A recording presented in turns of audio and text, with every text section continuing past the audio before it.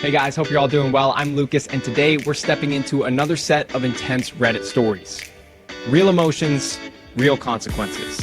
If you enjoy stories that hit deep, make sure to like, subscribe, and turn on notifications. Let's get into it. Alexa said it the way a stranger says your name by mistake. See you at the usual place. I thought it was a new ad, some creepy promo. Then one night while I was loading the dishwasher, she chimed again, bright and casual. Jeremy, thanks for last night. I stood there with wet hands and a plate half in, half out, and felt something inside me tip over. In that moment, my marriage wasn't a home. It was a room with a draft I had ignored for too long. I'm Nathan, 41, a project manager who knows how to box chaos into neat columns. My brain tried to do that with this too. Column A, it's a glitch. Column B, our echo pulled a radio signal. Column C, I'm hearing things. I actually laughed, the quiet, embarrassed kind you make when you trip on nothing in public. My wife Lauren was showering upstairs. Our dog Scout thumped his tail under the table. The electric hum of the dishwasher made everything sound normal, like the house was gently breathing. Normal wasn't going to last. I've always liked small routines. Morning coffee at 6,030 on the dot. Gray mug, 2 sugars. A jog around the pond if my knees behave. Lauren used to tease me for it when we first moved to Cary, North Carolina, into the brick ranch with the oak that sheds like it's paid to. Back then, we were those people, the ones at the farmer's market arguing about peaches and laughing before it turned into a real fight. We met at a friend's birthday, shared a lift, and I remember thinking her laugh had a little break in it, like a song catching on a new note. I followed that sound into a future. Alexa, I said, feeling weird about saying the name out loud now. What did you just say? I didn't catch that, she chirped. My heart kicked. Alexa, do I have messages? You have one new message. Pause. Jeremy, thanks for last night. It wasn't a promo. It wasn't a hallucination. It was someone named Jeremy talking to someone whose echo lived in my kitchen. The words sat between the toaster and the fruit bowl like a stain. I turned off the dishwasher just to hear the quiet. Upstairs, Lauren's shower turned off. Water pipes groaned. I stared at the speaker as if it would flinch. Babe? Lauren's voice came from the stairs, light as a coin dropped on carpet. You good down there? Yeah, I said. My own voice sounded staged. The echo's being weird. Weird how? She came down in a towel and a cloud of coconut shampoo, damp footprints blooming on the hardwood. When I told her what Alexa had said, she pulled her towel tighter and frowned like someone who isn't sure if a joke is mean. Ads are out of control, she said. Mute it if it freaks you out. It said a name, I said. Jeremy. Her eyes moved to the window. Probably my coworker, she said too fast. I put him in my contacts because we set reminders through the app sometimes. Then, the smile. It didn't reach her eyes. You're cute when you get tech paranoid. I wanted to say 100 things. Instead, I nodded and held out a plate like I'd been making a quiet offering to a god that didn't answer.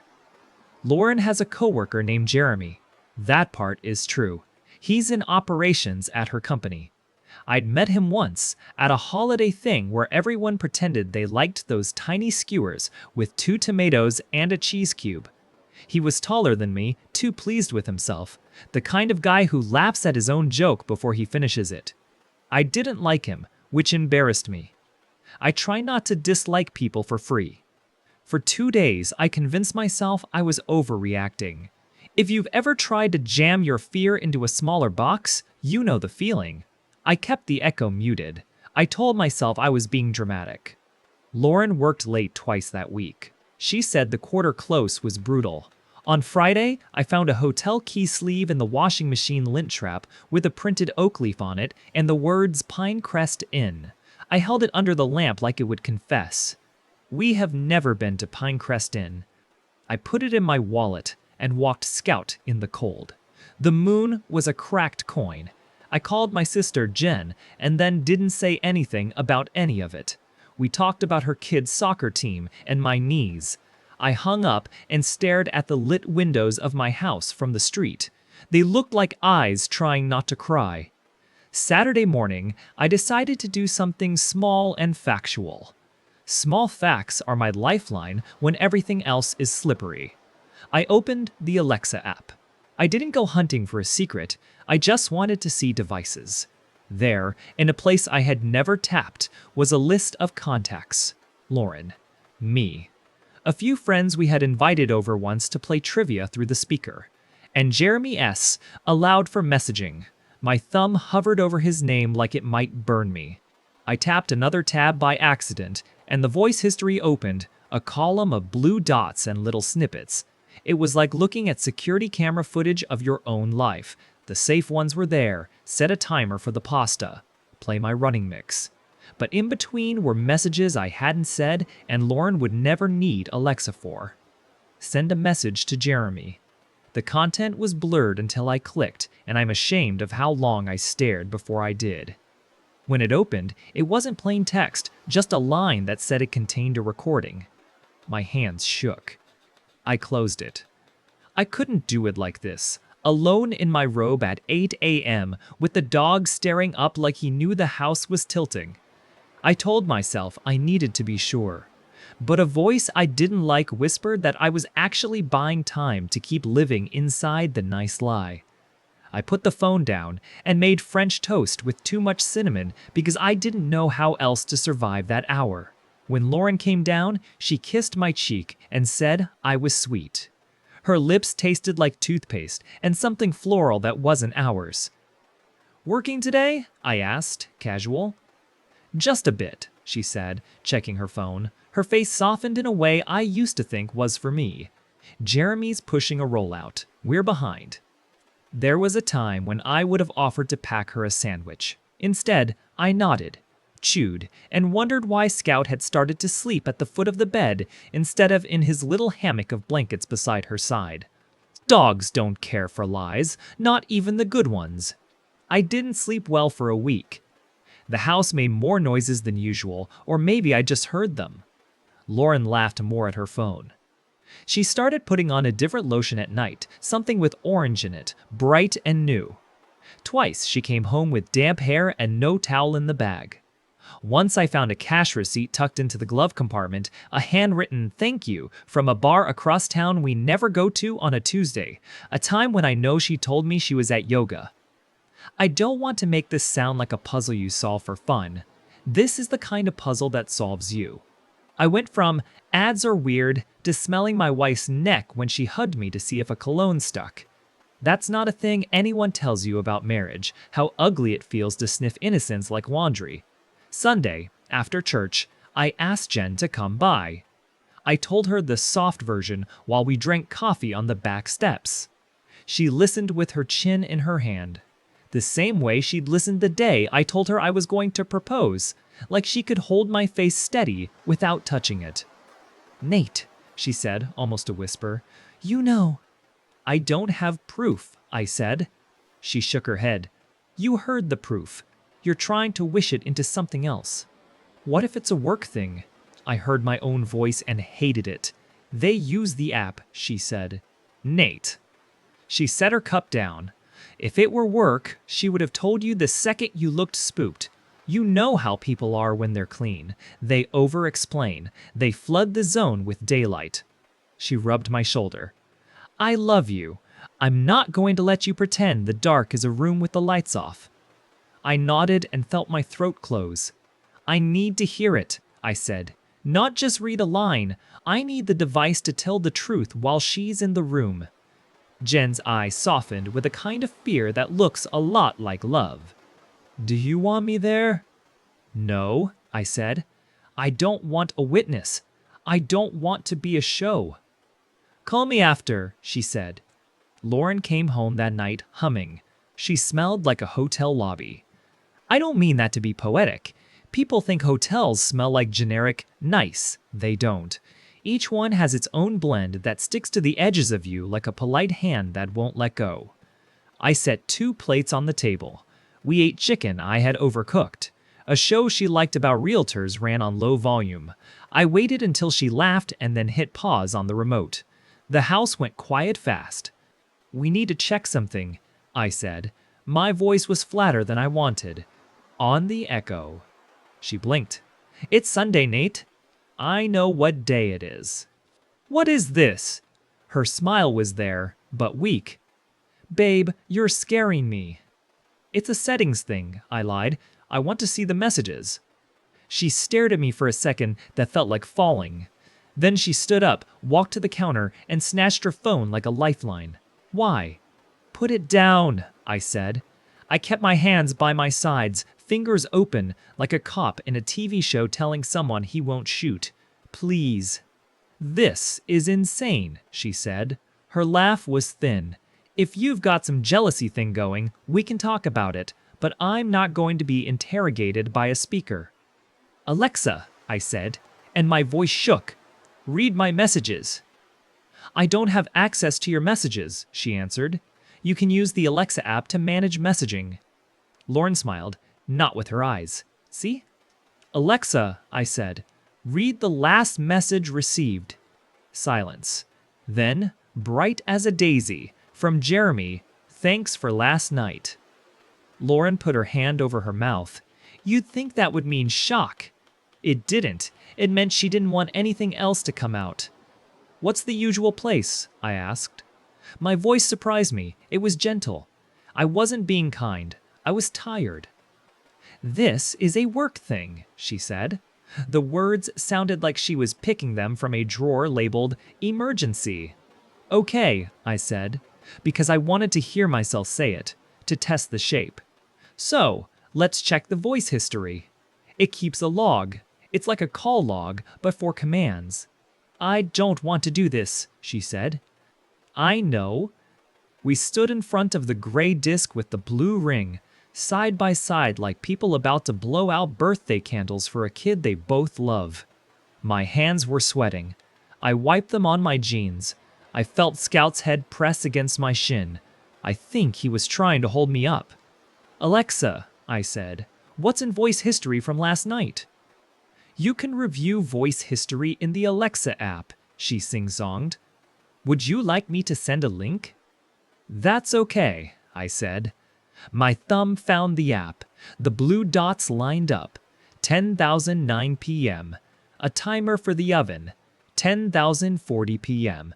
Send message to Jeremy. 10,043 p.m.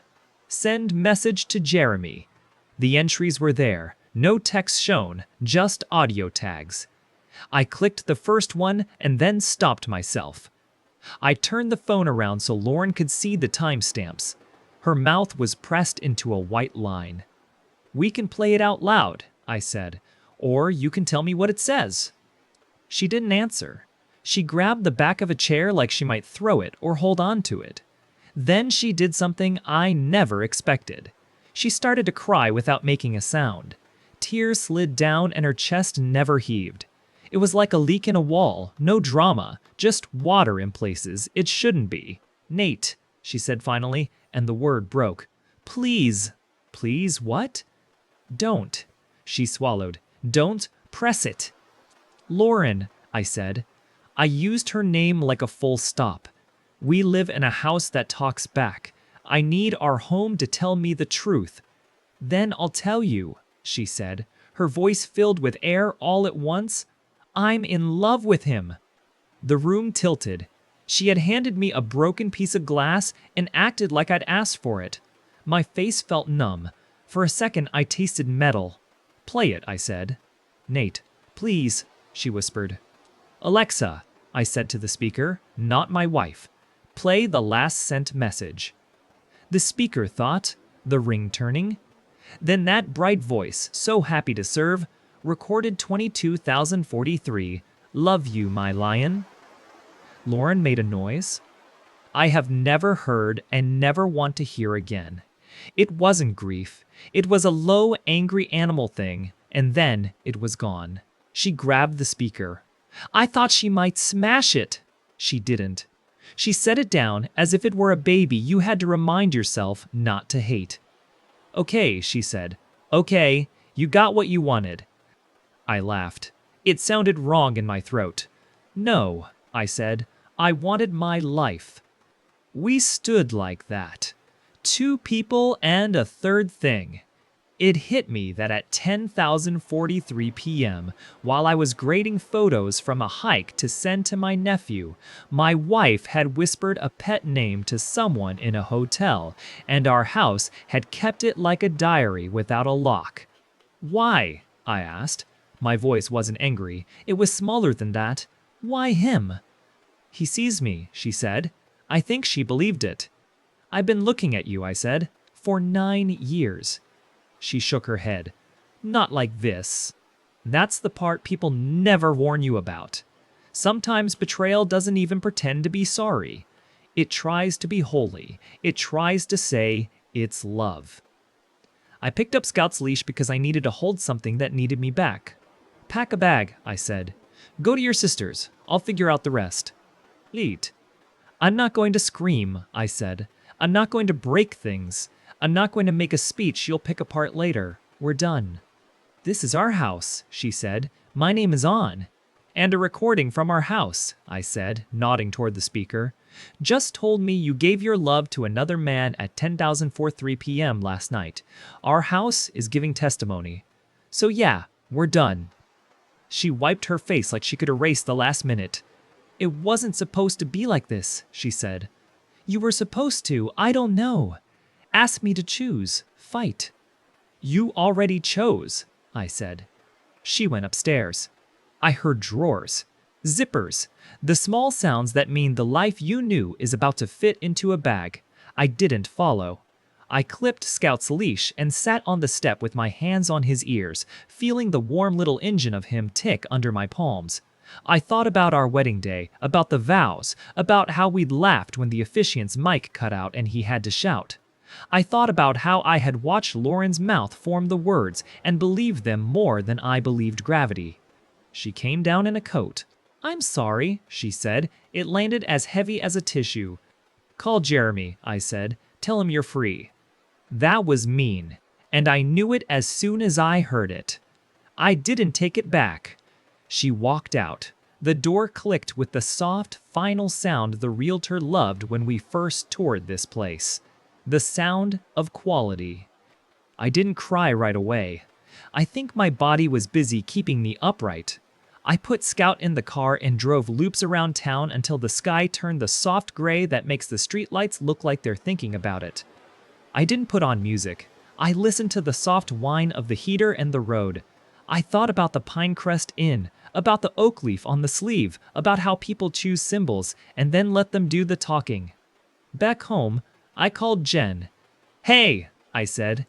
Do I need to come? She asked. No, I said. She's gone to her sister's. Do you want me to hate her for you? She said. I almost laughed. No, I said. I need you to be a person who remembers me how I was yesterday. I can do that, she said. And tomorrow, I slept on the couch with Scout pressed against the backs of my knees. In the morning, the house smelled like lemon cleaner and something else, like the edge of a thunderstorm. I stared at the ceiling until light found the room and stained it polite. I got up. I made coffee like a person makes coffee in a movie when he is trying to be normal. Then I picked up my phone and texted Lauren one sentence. I will be contacting a lawyer. She didn't reply. An hour later, she sent a block of words so long I had to scroll. It had every flavor of apology you can conjure in a blender. It said I wasn't attentive. It said the work stress. It said she had been lonely next to me. It said Jeremy made her feel seen. It said she had made a mistake. It said the word love twice and meant two different things depending on which man was next to it. I put the phone face down and looked out at the yard. A squirrel had buried something exactly where Scout likes to dig, both of them living on future plans. In the days that followed, truth spread like dye in water. A friend texted me a photo from a friend of a friend who'd seen Lauren and Jeremy at a little Italian place on Hillsborough Street, their heads too close over a single dessert. The Ring app, which I'd never cared about, showed a 10,500 PM motion clip on a night she said she had fallen asleep at her sister's, a black SUV idling in our driveway like a long, patient lie. My bank pinged me about a cash withdrawal pattern I had never had. In her laundry, I found a tiny envelope from a fancy jeweler, empty, the note inside reading, "For every day you choose me." The words made my mouth fill with spit like I might be sick. I was not going to turn into the guy who posted screenshots and called names. I told myself that 100 times like a spell. I kept work. I walked Scout. I cooked normal meals and then didn't eat them. I met with a lawyer who had gentle eyes and a way of saying the worst parts in the most boring tone, which helped. I asked about the house, about the accounts, about the recordings. He nodded when I mentioned the voice history. "It's data," he said. "It shows routine. It contradicts statements. He didn't make it bigger than it was. He didn't make it smaller."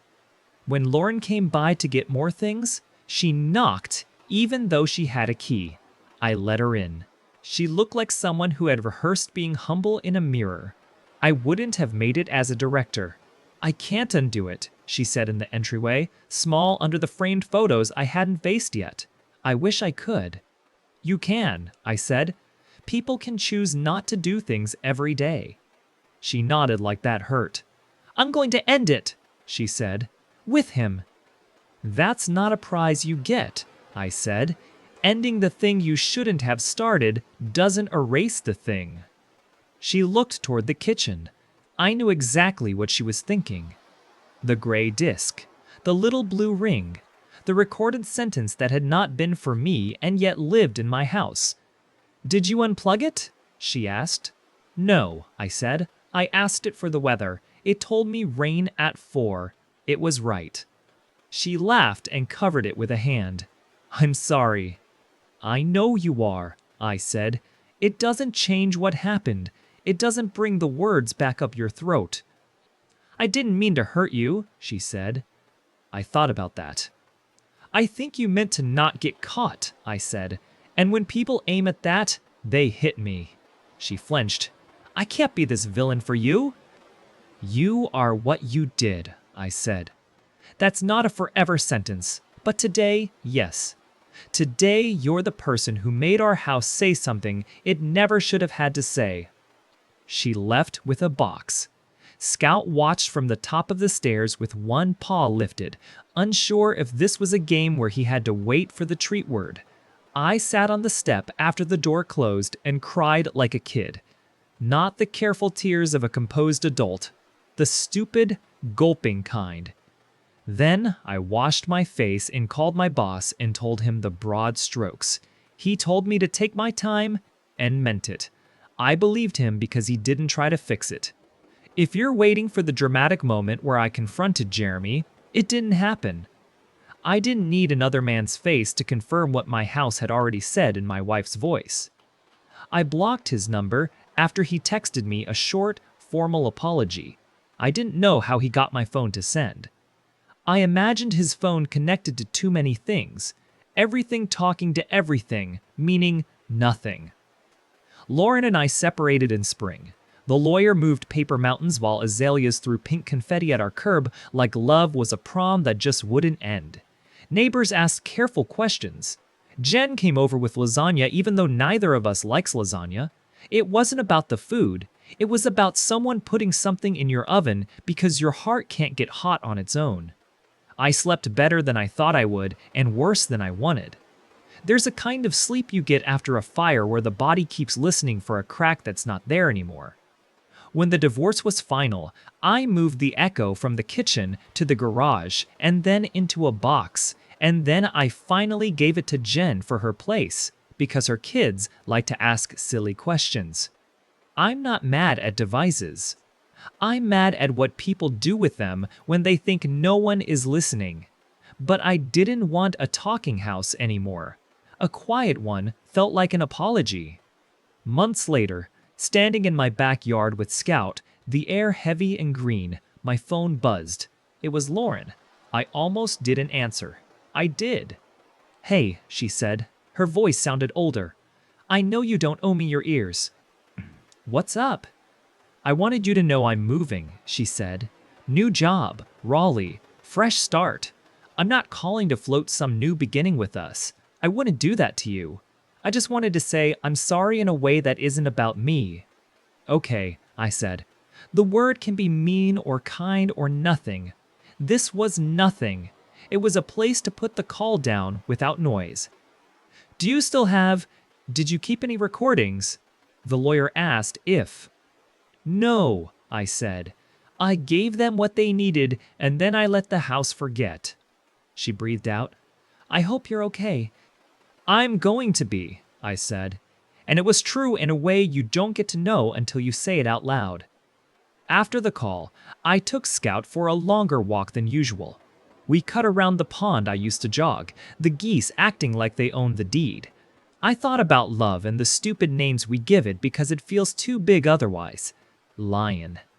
Baby. Mine. I thought about how words stick to walls. And I thought about how, in the end, a voice that wasn't even human gave me the one thing I needed, a line I couldn't argue with. Here's what I learned, and it's not fancy. Pay attention to your house. It tells the truth. But pay more attention to how you feel when the quiet doesn't feel like peace anymore. You don't need a transcript to honor your instincts. You are allowed to say, "This hurts," and you are allowed to leave the room where the hurt is spoken out loud like a joke. A year out, I switched my routines around.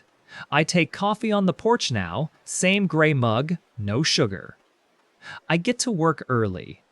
I joined a group that hikes without posting about it. I met a woman named Dana who doesn't make me guess what she's thinking. We're not in love. Maybe we will be. We walk our dogs and talk like people who don't need devices to send what matters. Sometimes I catch my reflection in a shop window, and I look like a guy who survived a storm he thought would stop his heart.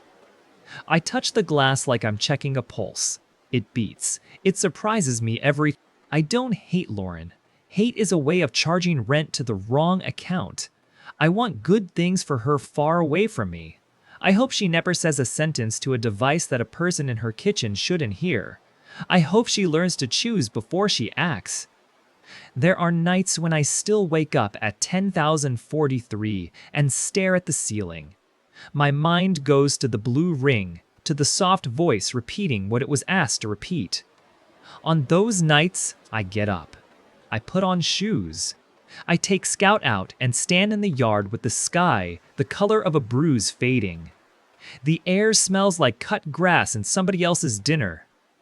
I breathe until the house behind me is just a shape and the past is only a noise you can't quite make out anymore. Then I go back to bed. I sleep. The morning finds me.